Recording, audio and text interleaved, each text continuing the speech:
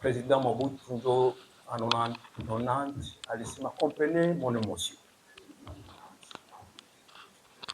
Kwa hiyo ninawashukuru maradufu kuweza kukua hapa.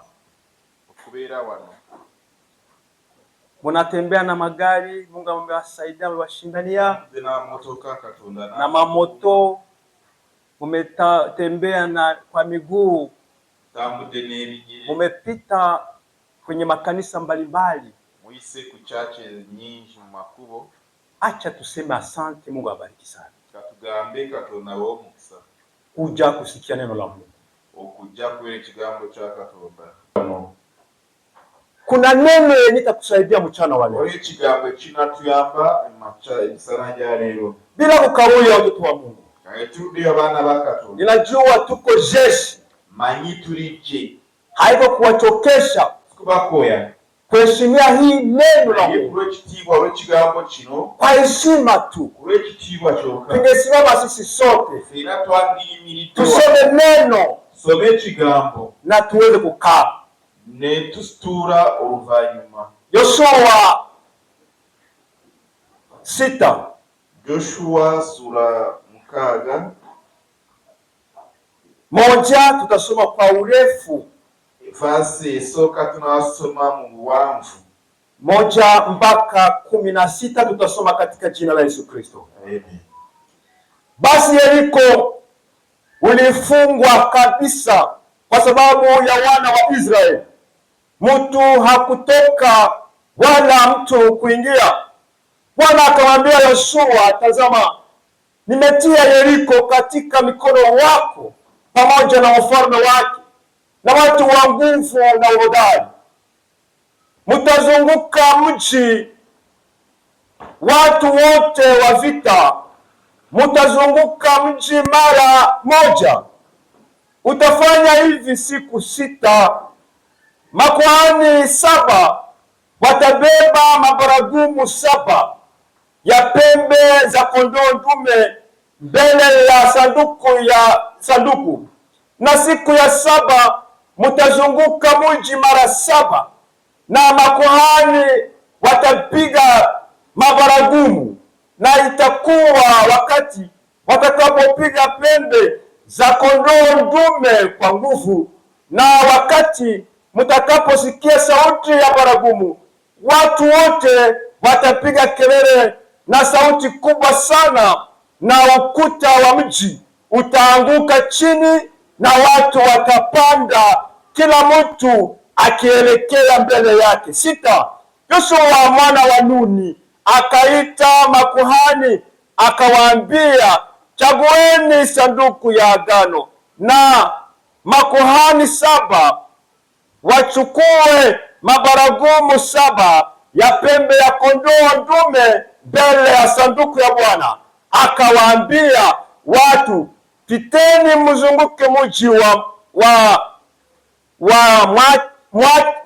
mwache wenye silaha wapite mbele ya sanduku ya Bwana. Na ilikuwa wakati Yoshua alipokwisha kuwaambia watu, wa makuhani 7 wakachukua mabaragumu 7 ya pembe ya kondoo dume, wakapita mbele ya Bwana, wakapiga mabaragumu. Sanduku ya agano ya Bwana ikawafuata. Wenye silaha wakakwenda mbele ya makuhani waliopiga baragumu, wenye kutembea nyuma wakafuata sanduku. Makuhani wakikwenda mbele wakipiga wangu. Lakini acha tuzungumuze pamoja kwa ile katogerwa mu kigambo kino. Neno la Mungu hapa linatueleza kigambo kitugamba wano, mtumishi wa Mungu Yoshua mweza katonda Joshua aliyekamata rele ya kuweza kuongoza wana wa Israeli, yakwebera bana ba Israeli wa Musa, badala ya Musa kufa. Lakini wakati alipata hii oda uyafuna ibiragiro bino, Yoshua alitishwa. Joshua Yoshua aliogopa. Joshua yatia. Aliangalia watu wenyewe shinda akili. Abantu bamusinga amagezi. Aliona jinsi watu walitatiza Musa. Musa akatupa kichwa, lakini akapata hofu. Joshua mwana wa Nuni, Mungu akamtokea akamwambia mtumishi wangu, usikuwe na woga, usikuwe na hofu. Vile nilikuwa natembea na Musa, ni vile vile nitakuwa pamoja na wewe. Bwana asifiwe sana. Akakuwa anarudia tena amani. Alipomaliza kusikia oda ya Mungu, faraja ya Mungu, akaanza kukusanya wana wa Israeli. Wakafanya kikao na hawa watu, nao wakamupa moyo, wakamwambia mtumishi wa Mungu Yoshua, vile tulikuwa tunatii Musa, ni vile vile tu tutakutii. Akapata ingine neno ya faraja, sauti ya Mungu na watu hukufariji. Unasikia, unasonga mbele. Huyu Yoshua hapa kwenye tumesoma, alikuwa na timu kubwa, na hii timu ifarate mbele nayo, na haikuwa fasili. Katika safari tuko nayo, kuna changamoto kaza wa kazi, kuna magumu, shida tuko nayo, na nikapendezwa kuweza kusukirama kutosha tembe ya mchana wa leo. Mwezi wa 7 iwe ukamilifu wa Mungu. Mwezi wa 7 iwe ukamilifu wa Mungu, iwe ukamilifu kwa ile haja ya moyo yako, kwa ile hitaji yenye uko nayo. Hii mwezi ya 7 iwe utimilifu. Watu wa Mungu, hii mwezi depuis le premier juillet nilifuata waongozi hapa, walikuwa wanagusa tu, wanagusa hii mwezi ya 7, na hii mwezi ya 7 kuna nini kweli? Bwana asifiwe sana. Watu wa Mungu, Mungu iko pamoja nasi. Bene wenda niseme sana au niendelee? 7 ni silaha, 7 ni rocket, 7 ni grenade, 7 ni drone. Hii 7 tunaisemaka mkinywa yetu kama silaha. Ndio maana tunapoomba tunasemaka hivi, sambaza maadui wangu kwa njia 7, watawanyike, wenyewe wanaenda hawatakutana tena. Ninawasambaza kwa njia 7. Kumbe 7 ni silaha, 7 ni grenade, 7 ni rocket,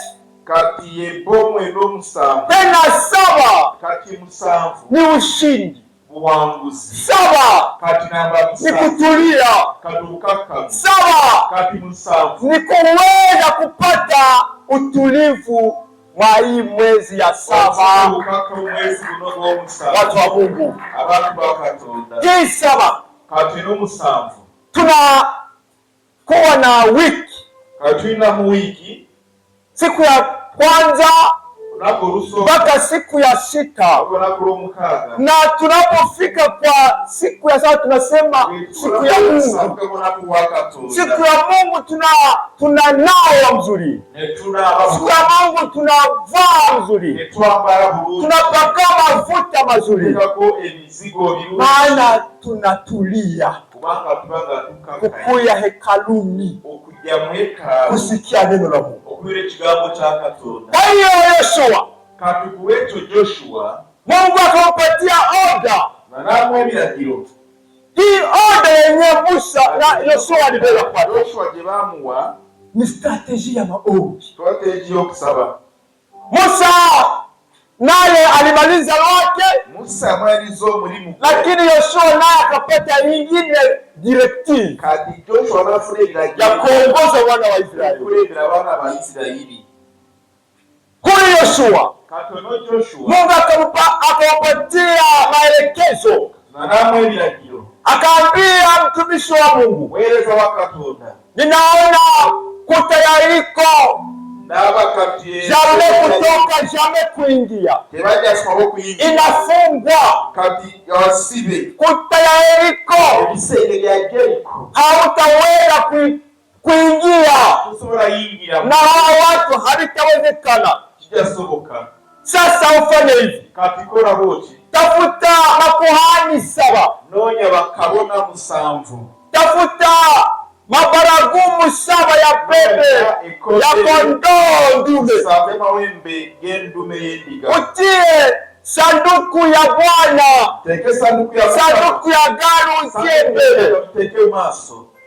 Ninataka kupatia strategy ili uingie, ubomole kutayarika. Watu wa Mungu, tunapokuwa hapo kwa kanisa yetu, wenda wao na mimi tunaweza kupata madirektivu ya kuweza kuombea hitaji yenye kulemea sisi. Wenda wanaona kupata maelekezo. Wengine wanapataka shumba mzima katika wiki yona. Mukikuja kuomba, mulete maji. Na watumishi kanisa taombea, mchungaji ataombea ile maji, na hakika ile maji itatakasa mwili wako, magonjwa yataondoka. Majirektifu ya Roho wa Mungu ni nini? Musa akabaki choni, tafadhali Yoshua akabaki choni, akasema ya kwamba hawa watu ninaenda nao sasa, na mutatembea hivi, na mutaomba hivi, mutazunguka mji wa Yeriko. Biblia inasema ya kwamba Yoshua alikamata hawa watu, wakazunguka siku ya kwanza, wakarudi kambini, wakaenda kupumzika. Siku ya pili wakaenda tena kupima kuzunguka, ili waone kama watabomoa ile kuta. Hakuna. Siku ya tatu walifanya hivyo. Siku ya 4 walifanya hivyo. Siku ya 5 walifanya hivyo. Siku ya 6 walifanya hivyo. Joshua akasema ya kwamba tunaenda kufanya ataki moja finali. Siku ya 7 itakuwa siku ya kubomola tu. Wakajipanga sawa sawa. Neno la Mungu linasema kwamba walipofika hapo kwa siku ya 7 walipiga kelele, ile mstari wake wa 17 wakapiga kelele kubwa selo maagizo ya Mungu. Pale pale muji Yeriko ikabomoka na watu wakapita, na neno la Mungu ikasema wakaendelea mbele. Bwana asifiwe sana. Siku ya saba watu wa Mungu, kuna baraka kila mwezi, kuna baraka zake, lakini kuna habari zingine tukunapata kwa hii mwezi. Kuna baraka zingine za hii mwezi hii saba yenye Bwana wetu Yesu Kristo anaitiliza sawa silaha. Sisi kanisa, watumishi wa Mungu wa Kristo, nasi tuitumikishe iwe silaha ya kuweza kubomoa nguvu zote za giza ndani ya maisha yetu. Hii mwezi iwe mwezi ya shukrani, iwe mwezi ya kuweza kupata kicheko midomoni, iwe mwezi ya kuweza kuinuliwa, iwe mwezi ya kuweza kupata raha. Mara ni mwezi ya kutulia, mwezi ya kutulia, mwezi ya kufurahi. Bwana asifiwe sana. Acha tusome neno hili. Some kigambo kino katika kitabu cha Isaya. Gende kitabu cha nabii Isaya 62:1-7. 62:1-7 inasema hivi. Moja inasema 62 kwa ajili ya Sayuni sitanyamaza, na kwa ajili ya Yerusalemu sitakaa kimya, hata haki yake itatokea kama kung'aa, na wokovu wake kama taa inayowaka. Na mataifa wataona haki yako, na wafalme wote wataona utukufu wako. Na utaitwa kwa jina jipya litakalotajwa na kinywa cha Bwana, nawe utakuwa taji ya uzuri katika mkono wa Bwana, na kilemba cha kifalme katika mkono wa Mungu wako. Hutaitwa tena ameachwa, wala nchi yako haitaitwa tena ukiwa, lakini utaitwa ninamfurahia, na nchi yako imeolewa, kwa kuwa Bwana anakufurahia, na nchi yako itaolewa. Maana kama vile kijana anavyooa bikira, ndivyo wana wako watakuoa wewe, na kama vile bwana harusi anavyofurahia bibi harusi, ndivyo Mungu atakufurahia wewe. 6. Nimeweka zamu juu ya kuta zako, Yerusalemu, hawatanyamaza mchana mzima wala usiku mzima. Ninyi wenye kukumbusha Bwana, msiwe kimya. Amen. Amen. Bwana asifiwe sana. Kama yeye Sayuni Yerusalemu, Sayuni Yerusalemu, Biblia inasema kwamba walitoka kati bakowa tangu mwezi ya kwanza, mwezi wa Januari, tuko kilikili hapa mu maombi, gatiwa mu kusaba, na kunaleta hitaji yako, ulete byetago byo wano kimya. Mwezi ya pili, mwezi ya tatu, mwezi gwo kubiri gwo kusatu, yeye anajinyamazia tu, kati yeye anasirika. Lakini Biblia inasema kwamba tusimupatie Mungu wetu apumue. Fransa anasema il faut importuner. Unamuuzi. Tunauzi Mungu wetu. Tumweleza haja ya mioyo yetu. Hawa watu walichoka, lakini wakapata neno kutoka Isaya. Musinyamaze kimya, musimupatie Mungu atulie.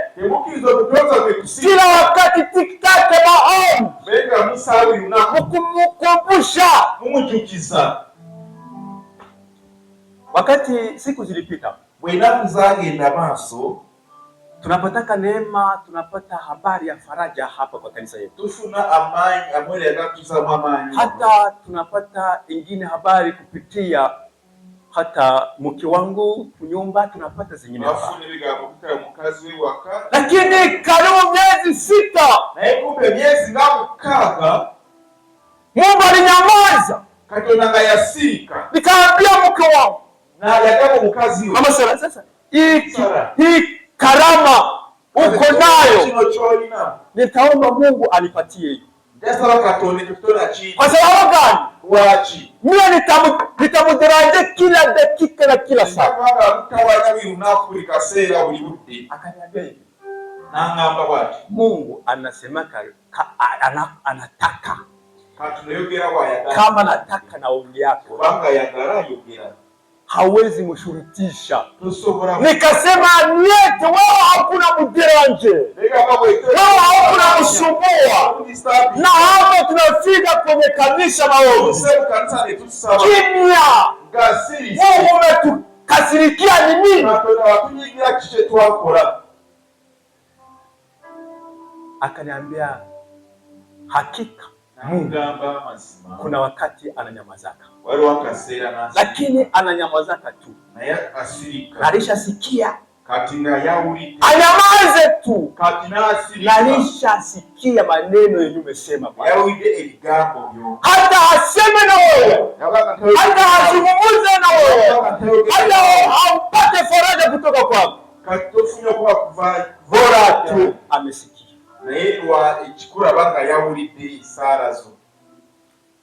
Watu wa siku za leo, tunanyamaza mbele za Mungu, tunaomba kudelestage, tunaomba siku ya 4 tu,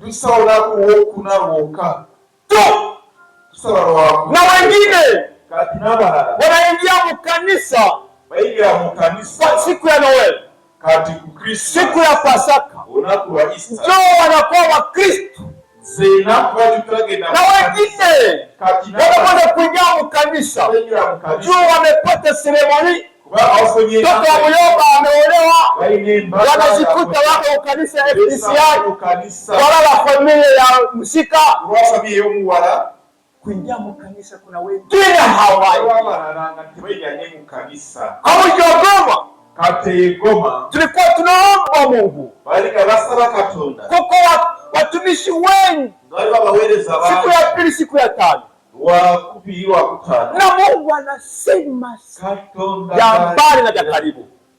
Mungu anatenda kazi. Wengi watumishi wanasema kwamba inatosha, Dimanche hasitaingia mkanisa.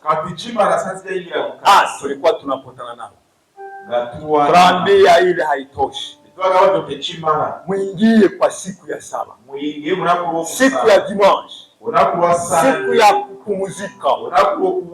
Hii siku ya Dimanche ni siku yenye tunaweza kukaribia Mungu pasipo hata maombi. Kanisa hii, kanisa ya Petro, Mungu aliweza kutia kwa kichwa chake, nitafungua kanisa juu ya kichwa chako. Toka na kanisa ni kitu cha damani. Nafika kule Rwanda wanasema kanisa itorero, wanasema itorero ni kitu cha nguvu, kitu cha damani, kitu cha kuheshimiwa. So nikawaambia kwamba haitoshi hata Mungu amezungumza kwa watu. Vous allez à l'église le dimanche, mwende msikie neno la Mungu. Na hapa Mungu alitupatia nguvu, alitupatia upako ya kuweza kufunga kitu na kinafungwa. Hapa Mungu alitupatia mamlaka ya kuweza kufungua kitu na kinafunguliwa. Kwa mara ninapenda kama ombi sana ya Dimanche. Nilikuwa napata habari mama anagonjwa, lakini nilikuwa nasema kanisa, msimame sisi sote tuombe ule mkechu. Mungu amsaidie, Mungu amponye, Kuna nguvu ndani ya kanisa la Mungu. Kuna ingine upako ndani ya kanisa la Mungu. Hata mchungaji anaweza kufika hapa. Sisi sote tunamnyosha mikono na sisi tunamwombea. Kila tunafanya kazi. Bwana asifiwe sana. Tumaana kanisa. Respect l'église. Tupatie kitiba kanisa. Maana kuna nguvu zingine mahali hapa. Neno la Mungu linasema kwamba tusinyamaze kimya mpaka atimize ile haja ya moyo wako.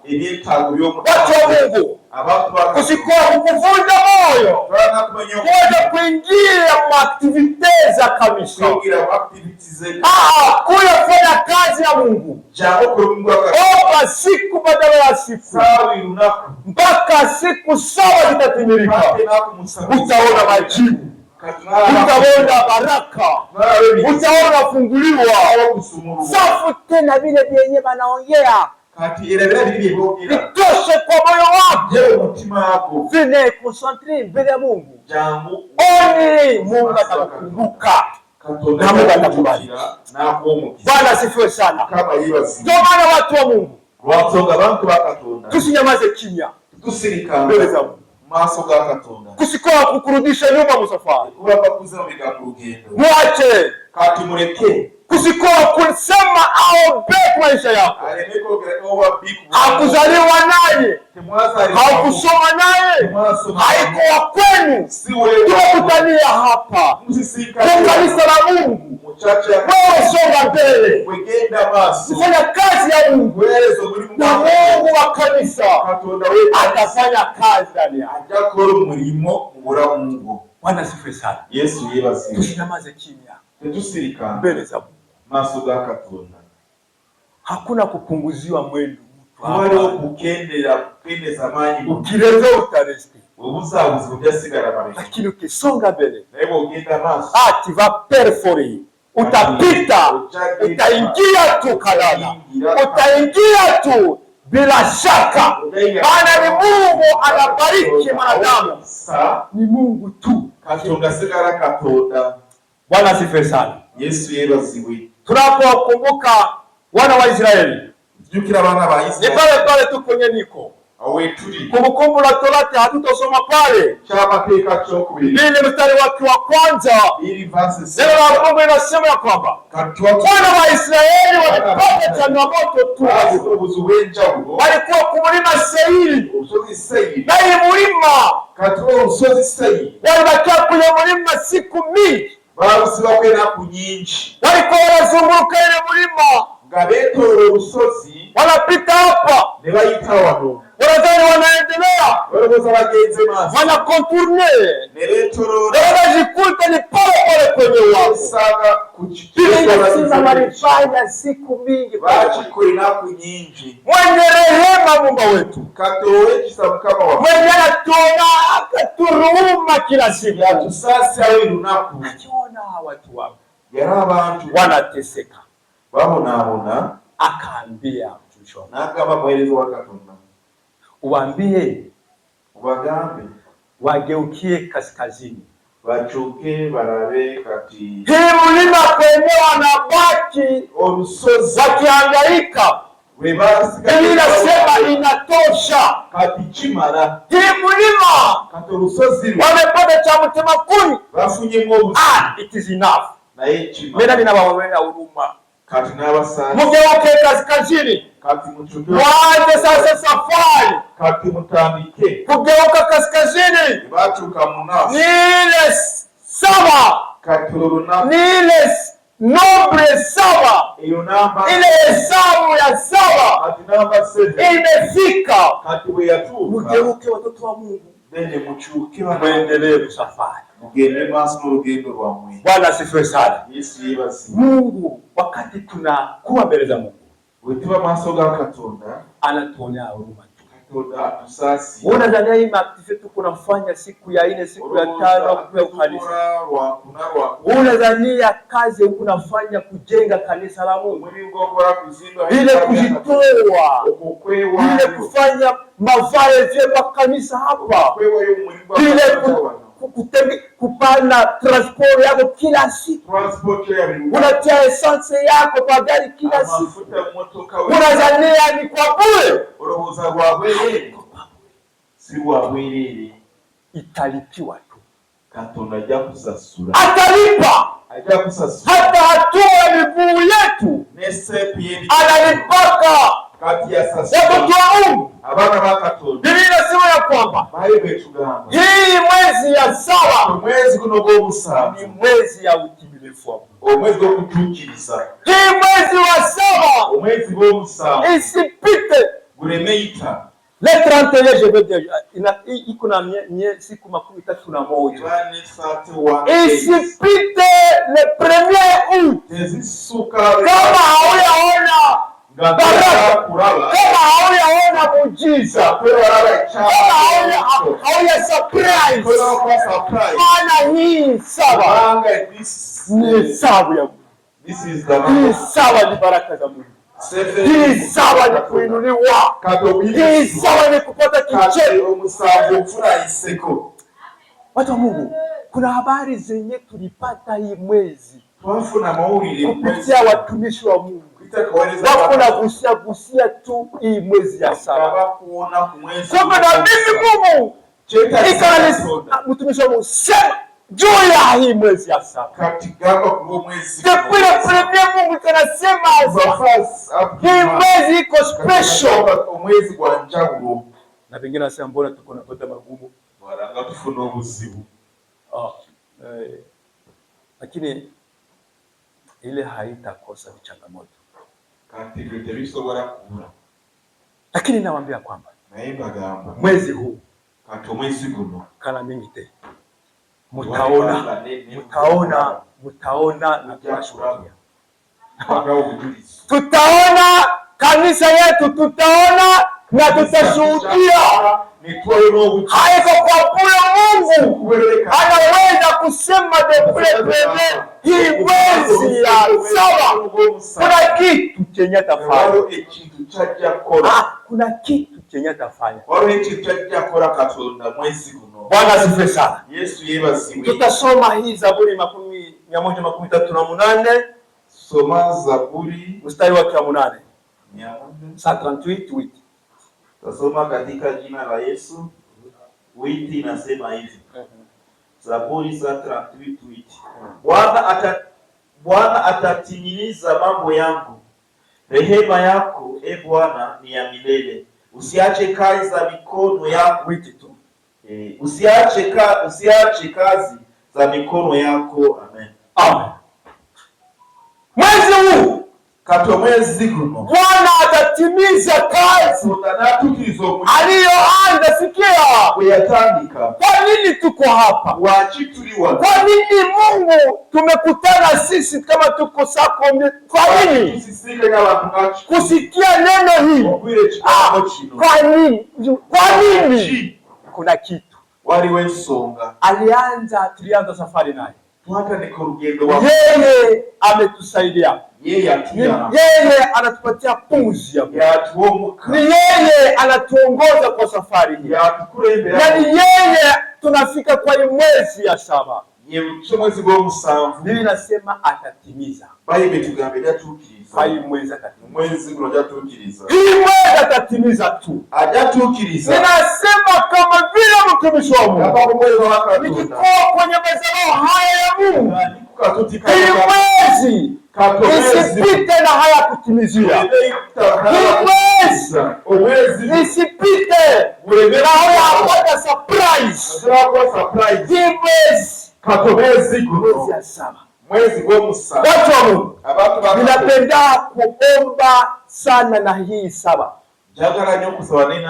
Ninasambazaka maadui wangu kwa njia saba. Kristo vani nasemaka kila wakati hii saba bagamba unaku mwezi na maadui wao watawanyike, na wakitawanyika na miji wanakufyeka munjia, wakitawanyika matumbo zao zinatowokaka, wakitawanyika macho yao yanatowokaka, wakitawanyika hakuna tena kurudishwa wakueliza kwe jamais kwa njia saba. Usambaze maadui wangu kwa njia saba. Kwenye atatumbukia kulijiwe imukate kati wanagwa kujinda limusari adui omurabe. Ninapendaka hizi siku kuko teknolojia yenye iko. Nasema kuko ma drone.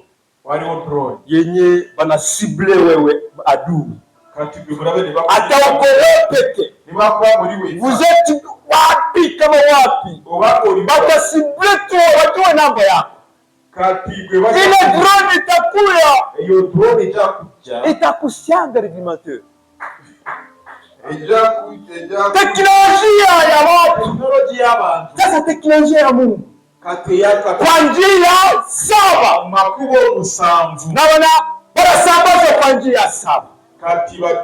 Wanatawanyika huko na hawezi kukutana tena. Saba. Kanisa ya Mungu, tutumikishe hii silaha. Maana silaha inaangamizaka sana. Na kuangamiza ni baraka. Bwana asifiwe sana. Bwana Yesu asifiwe sana. Atatimiza. Il va répondre kwa que ce soit le difficulté. Tutulie tumeze Mungu. Mwenye baraka zote ni Mungu. Wewe uko mtoto kiume cha Mungu. Unafanya kazi ya Mungu. Mbele za Mungu kuna lili ya mchana usiku. Je, unikumbuke. Atatimiza. Kwa hii mwezi ya saba. Atatimiza. Kwa hii hesabu ya saba. Na tutaona muujiza ya Mungu. Bwana asifiwe sana. Tutasoma ingine verse kuweza ku Petro wa kwanza tugende mu Petro asoka 5:10. Petro asoka 5:10 nasema hivi. Na Mungu wa neema yote ambaye aliwaita ninyi kuingia katika utukufu wake wa milele katika Kristo, mkikwisha kuteswa kwa muda kidogo, yeye atawatengeneza. Na Mungu wa neema yote ambaye aliwaita ninyi kuingia katika utukufu wake wa milele katika Kristo, mkikwisha kuteswa kwa muda kidogo, yeye mwenyewe atawatengeneza ninyi na kuwasimamisha. Anakuwasimamisha ninyi na kuwatia ninyi nguvu. Amen. Repeat there. Rudia pale 10. Na Mungu wa neema yote ambaye aliwaita ninyi pole kuingia katika utukufu wake wa milele. Mungu mwenye ametuita badala ya kupokea 100%, Biblia inasema na kupata mwisho mzuri, kuingia Yerusalemu mpya. Mkikwisha kuteswa kwa muda, changamoto tunayopata hapo kwa muda kidogo, yeye mwenyewe Mungu wetu atawatengeneza ninyi. Ya kwanza atatutengeneza na kuwasimamisha ninyi. Ya pili atatusimamisha na kuwatia ninyi. Ya tatu atatutia nguvu. Amen. Bwana asifiwe sana. Yesu yebasiwe. Atatutengeneza, ajatuteleza, atatusimamisha, ajatuimsa, tena atatutia nguvu, atusemo na amani. Kwa hii mwezi ya saba, kati mwezi kuno kwa musaba, acha Mungu kwa mtonzi wa atengeneze kanisa yake, ateleze kanisa yake, wao kwa matakataka kati wao kati wao atengeneze kanisa na ateleze kanisa. aitie tundu, ajiteke kurahibi, atengeneze mshiriki wa kanisa FDCI. Sisi wote tuko hapa tutengeneze, atusimamishe mukazi yake, tutulie na tena atuvike nguvu, atuambaze n'amanyi. Bwana asifiwe sana. C'est ça l'objectif ya Mungu. Kati ekigenderwa kya Katonda atubariki, asobole okutuwa omukisa. Bwana asifiwe sana. Yesu yebaziwe. Bwana Yesu asifiwe sana. Yesu yebaziwe. Ninajua wengi kati manyi bangi wakati tunasoma katika maombi tugenda maaso okusaba, kuna maadui, waliwo abalabe, kuna wakontre success, waliwo kuna wenye wanaona kwamba maombi na wasumbua. Zibatawanya. Tulipokuwa kwa mji wa Goma, twali mu kibuga Goma, c'était en 1995. 1985. Tulikuwa na chumba ya maombi très fort, balinga no ekyoto ky'amaani, chumba Tumaini, bakiyita Tumaini Yesu. Na huyu mchungaji Maele, omusumba ono Mayele, na mtumishi wa Mungu Musa Dasoname haiko, Eleza Musa au Mremirembe, walisaidia ile chumba maombi. Bayambe cho haungekutana mtu wa mwede 20 wa Yesu, wamisanze under 20, walikuwa watu wazima, balinga bantu bakuru. Na hii kanisa, hii chumba ya maombi ilikuwa karibu ya simetiere, chari kumpi wa manyumba za Kongo kule kwetu, ni za mbao. Hasa ile nyumba ikatie iko pembeni ya simetiere, na tulikuwa tunapiga ngoma,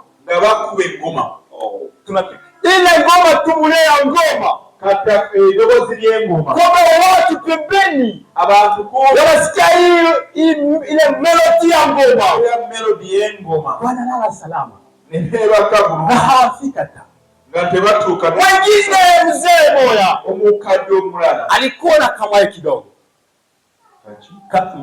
ana pesa, alikuwa yenjo mwenye iko na pesa mwa ile karti, ila vuli kutatiza mtumishi wa Mungu, yagara kubonya uyu muhereza wa Katonda.